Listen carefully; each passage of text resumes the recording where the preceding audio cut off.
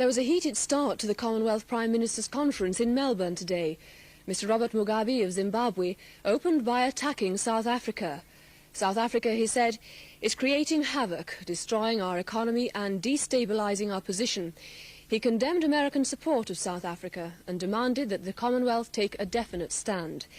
David Rhodes has been looking at the differences emerging between the leaders in Melbourne.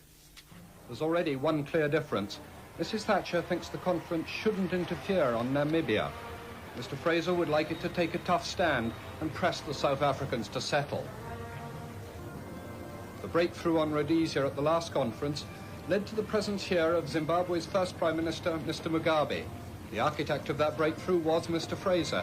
It was his one international achievement, and it's one he's keen to repeat. The biggest threat to Mr. Fraser's ambition is New Zealand's outspoken Prime Minister. Mr. Muldoon was barely acknowledged by Mr. Fraser this morning, a few hours after the New Zealander had shown he was ready to fight back over criticism of the South African rugby tour.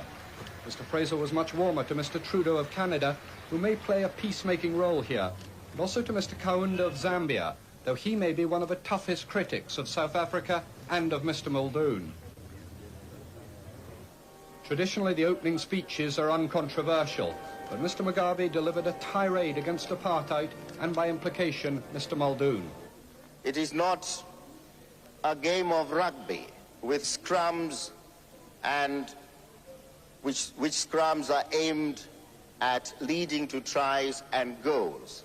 South Africa is not engaging in a game of sport with us.